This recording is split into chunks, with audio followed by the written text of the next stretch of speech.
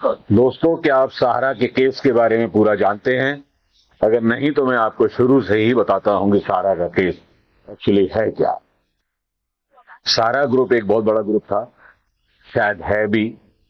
ये बहुत तरह के कामों में इन्वॉल्व थे, इंडस्ट्री में, हाउसिंग में, कंस्ट्रक्शन में, बहुत तरह के कामों में इन्वॉल्व थे।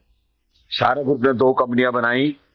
एक कंपनी का नाम था सहारा इंडिया रियल एस्टेट कॉरपोरेशन और दूसरी बनाई सहारा हाउसिंग फाइनेंस इन्वेस्टमेंट कॉरपोरेशन। इन दोनों कंपनियों में पब्लिक से ओईसीडी इशू और ओएफसीडी इशू करने के बाद में इन्होंने उनसे पैसा इकट्ठा किया। ओएफसीडी का मतलब होता है fully convertible debentures. Fully convertible debentures को इश्यू करने के लिए हर कंपनी को पहले सेबी से परमिशन लेनी पड़ती। सेबी की सारी रेगुलेशंस को फॉलो करना पड़ता है। सेबी के में बड़े स्ट्रिक्ट नॉर्म्स हैं कि पब्लिक का पैसा डूबे नहीं, परंतु इन्होंने सहारा वालों ने डिवेंचर इश्यू कर दिए और पैसे लोगों से इकट्ठे कर लिए। लाखों लोगों से इन्होंने, छोटे छोटे लोगों से, कोई पान वाला, कोई बीड़ी वाला, कोई ठेले वाला, कोई गरीब, कोई भी आदमी, सभी लोगों से इन्होंने पैसे इकट्ठे कर लिए। और इतने पैसे इकट्ठे किए इसका आज तक कुछ पता नहीं, क्योंकि आधा हिसाब ये बताते हैं, आधा हिसाब ये नहीं बता रहे हैं। जब सेबी के पास ये केस आया, इन्होंने सेबी के अंदर अपनी शेयर लाने के लिए अप्लाई किया, आईपीओ लाने के लिए इन्होंने अप्लाई किया। जब इनका केस आईपीओ के लिए गया तो सेबी ने देखा, अरे इन्होंने तो ये डिवेंचर इश्यू करके हैं। उन्होंने पूछा, भाई आपने डिवेंचर कैसे इश्यू कर दिए? पहले तो ये टाल मटोल, इधर उधर, सिफारिश सारी कोशिशें करते रहे, पर सेबी एक बहुत सख्त रेगुलेटरी अथॉरिटी है। सेबी ने कहा, नहीं, ये कोई बात आपकी नहीं सुनी जाएगी, आप ये बताइए कि आपने डिवेंचर इश्यू कैसे कर दिया। तो इन्होंने फिर बहाना लगाया, नहीं जी, हमने डिवेंचर इश्यू नहीं किए हैं, ये तो डिवेंचर हमने अपने क्लोज सर्किट में दिए हैं। जिसको सेबी ने नहीं माना। सेबी ने नहीं माना और सेबी ने इनको मना कर दिया। उसके बाद में सेबी इनके खिलाफ सुप्रीम कोर्ट में चली गई।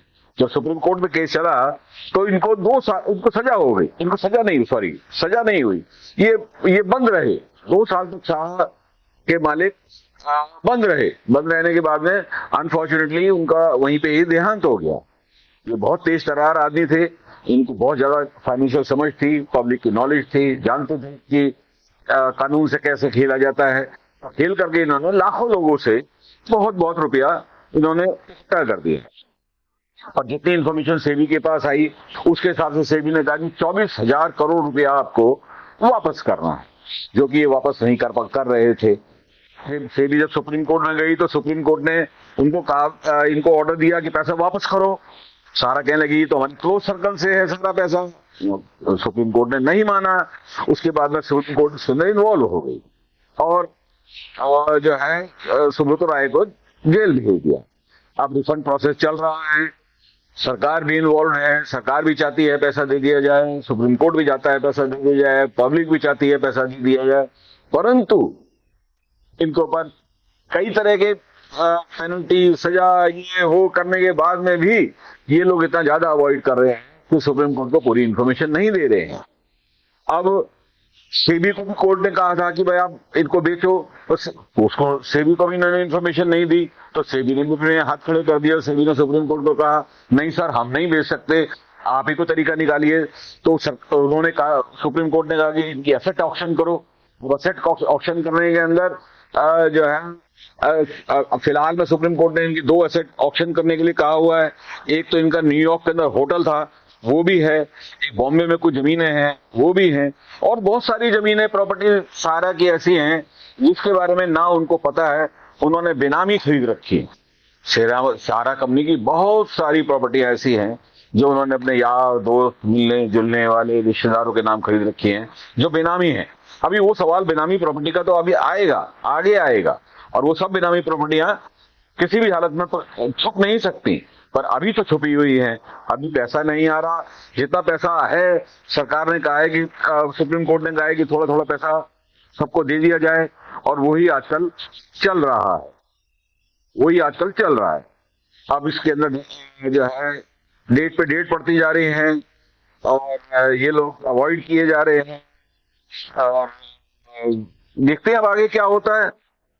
जितना कुछ हो रहा है वो इनके सामने, सुप्रीम कोर्ट के सामने है, सुप्रीम कोर्ट के हाथ में है, और सुप्रीम कोर्ट ही इस मसले को हल करेगा। एक जो सुप्रीम कोर्ट के ऑनरेबल जजेस हैं वो पब्लिक के साथ हैं, उनका पूरा ओपिनियन है, उनका अपना पूरा ख्याल है कि पैसा पब्लिक का मिलना चाहिए। पर सहारा वाले हैं, इनकी कोशिश ये है कि कोई ना कोई बहाना बनाए, कोई ना कोई क्लॉज लगाए, कोई ऐसी बात सुनाए कि जिससे जिससे केस भटक जाए, इधर से उधर चला जाए। और इनके ऊपर बहुत बड़े 2-2 करोड़ रुपए की पेनल्टियां भी लगी हुई है, वो भी इन्होंने नहीं दी है अभी तक। तो चल रहा है, देखते हैं क्या होता है। अब अगली खबर जो आएगी तो मैं आपको जरूर बताऊंगा। धन्यवाद दोस्तों।